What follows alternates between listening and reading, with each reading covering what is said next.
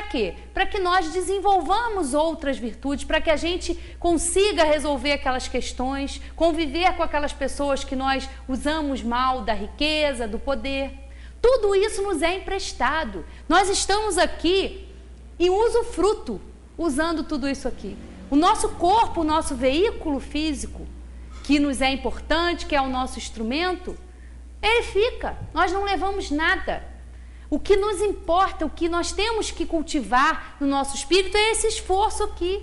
Porque o que nós vamos levar conosco para o plano espiritual, em outras existências, são essas paixões que nós ainda mantemos, ou são as virtudes que nós já vamos adquirindo, as boas ações. Tudo isso é o nosso patrimônio espiritual. Nós somos espíritos, somos individualidades eternas, indestrutíveis, imortais, com a finalidade de progredir.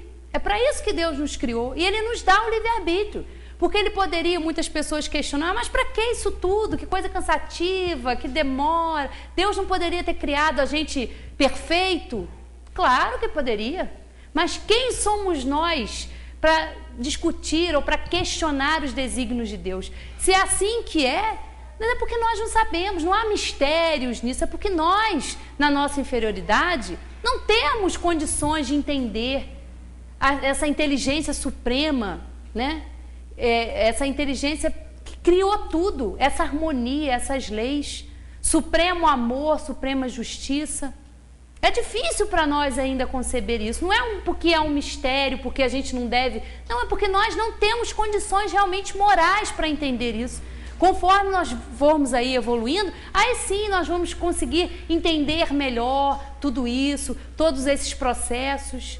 Mas a gente já pode olhar à nossa volta e compreender um pouco de quem é Deus, né? Do que é Deus, como pergunta lá Kardec, no primeiro questionamento que ele faz aos espíritos é esse: o que é Deus? É a inteligência suprema, causa primária de todas as coisas. Tudo vem dele. E o mal, como a gente viu aqui, não foi Deus quem criou o mal. O mal é inerente à nossa inferioridade. O nosso aprendizado, o erro, faz parte ainda do nosso espírito, porque nós estamos evoluindo. Vamos através do exercício do amor, do exercício da caridade, do amar ao inimigo. É esse o esforço que nós vamos fazer. E não tem outro jeito, não tem outro caminho. Porque esse caminho é o mais longo, é o que oferece mais obstáculos, mais dificuldades. Mas quando nós vencemos essas dificuldades, quando nós deixamos mais longe do nosso espírito essa natureza animal, melhora para nós. Nós vamos nos sentir felizes, vitoriosos por a gente ter conseguido vencer aquela etapa, ou pelo menos se esforçar para isso, que é o nosso objetivo. E se a gente não conseguir numa, nós não estamos condenados. Vamos ter outras oportunidades que Deus nos oferece, porque é infinitamente misericordioso. Por isso, o entendimento que nós temos que ter em exercitar tudo isso, porque nós necessitamos disso o tempo todo.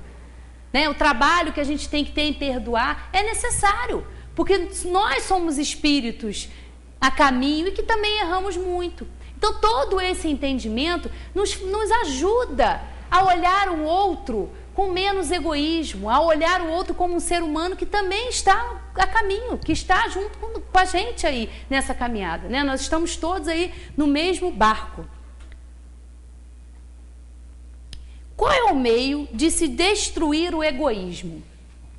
De todas as imperfeições humanas, a mais difícil de desenraizar é o egoísmo, porque se liga à influência da matéria, da qual o homem, ainda muito próximo da sua origem, não pôde libertar-se. Tudo concorre para entreter essa influência, suas leis, sua organização social, sua educação. O egoísmo se enfraquecerá com a predominância da vida moral sobre a vida material e, sobretudo, com a compreensão que o Espiritismo vos dá quanto ao vosso estado futuro, real, e não desfigurado pelas ficções alegóricas. A gente sabe, estudando a doutrina espírita, o que nos aguarda, para onde nós vamos quando a gente sair daqui. Nós não vamos para um céu, né, que muita gente acha um paraíso, mas eu acho que na verdade seria muito chato, porque a gente, né, aquela figura do céu, a gente sentado, aquela coisa bucólica, tocando violino ou harpa, aquela coisa sem, né, sem graça. Ou o inferno, que é aquele castigo eterno, onde a gente vai arder, vai queimar eternamente. Isso não existe. A doutrina espírita vem nos elucidar a respeito disso. O céu ou o inferno é um estado de consciência que nós já experimentamos aqui no planeta. Quando nós procuramos nos dedicar a fazer o bem, a gente consegue aí ultrapassar uma barreira, vencer um medo, vencer uma insegurança, nos dá aquela sensação de estarmos no céu, que é aquela sensação de bem-estar. Ou quando a gente, né, está numa circunstância muito difícil, ou quando a gente não age muito bem, a gente pode dizer que está no verdadeiro inferno. Que porque a gente está num momento tumultuado, a gente vive em encrenca, em confusão. É um estado do espírito, não é um lugar circunscrito, onde nós vamos ficar nessa inércia, ou onde nós vamos aí arder eternamente. Não é isso. Nós vamos no plano espiritual continuar o nosso aprendizado. Vamos sofrer mais quanto mais formos apegados à matéria, quanto mais dificuldades tivermos em deixar. Porque é necessário para a gente compreender isso. E isso ainda não é uma tarefa muito fácil. Mas enquanto estamos aqui encarnados, nós temos a nossa vida para administrar. Temos o nosso trabalho, temos os nossos conflitos familiares, temos contas a pagar, contas vencendo, cheque especial, aquela confusão toda que a gente sabe, cartão de crédito. Nós estamos aqui na oportunidade para administrar tudo isso. E quando nós vamos para o plano espiritual, nós não temos mais essas necessidades. Isso são necessidades inerentes à matéria, inerentes à nossa encarnação. Mas quando retornamos para o plano espiritual, nós devemos deixar tudo isso, porque lá são outros interesses. Mas não é assim que funciona. Nós somos apegados, temos essas dificuldades. Então a gente não é nem porque a gente conhece a espírita ou porque conhece a reencarnação, que nós não vamos ter dificuldades. Né? Nós somos apegados à nossa família, a tudo isso. Né? Mas é o que nós devemos procurar, continuar o nosso desenvolvimento no plano espiritual. Claro que nós não vamos deixar os nossos queridos, não vamos deixar de amá-los, sim, mas compreendendo que eles estão aqui, continuam nas suas tarefas, na sua administração, e nós estamos no outro plano, com outro trabalho, que o trabalho intelectual continua, o trabalho do aprimoramento, o auxílio.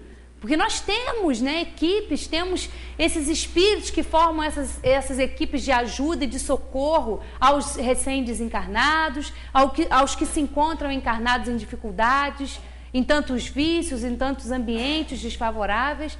A gente continua nesse trabalho incessante quando lá estamos, e quando nós temos que vir encarnar, é porque nós temos ainda contas a acertar. Né? E por isso a gente vem na família, que nem sempre é um ambiente acolhedor. Nós sabemos das dificuldades que todos nós encontramos no nosso ambiente familiar, onde é o primeiro núcleo onde nós encarnamos, estamos juntos, espíritos amigos, espíritos simpáticos e também espíritos antipáticos, inimigos, que vêm ali naquela relação mais próxima, como mãe e filho, pai e filha, como irmãos, como tios, juntos ali em mais uma oportunidade de exercitar tudo isso.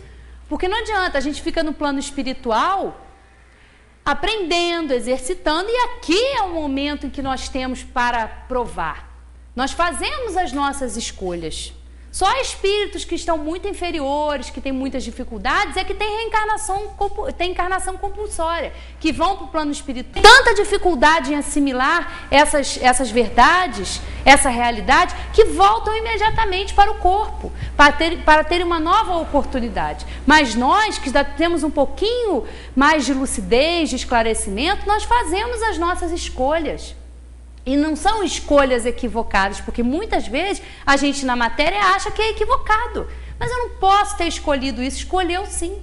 Porque a visão que nós temos como espíritos no plano espiritual é completamente diferente. Lá nós temos acesso às nossas encarnações anteriores, sabemos como nós prejudicamos aqueles irmãos, como eles nos prejudicaram.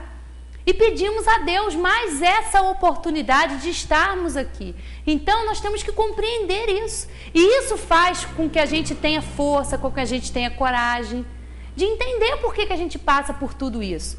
De entender que nada é por acaso, que a dor não chega por acaso, que aquele ente querido não convive com a gente à toa, que nós temos que desempenhar com eles a tarefa de exercitar todo esse amor.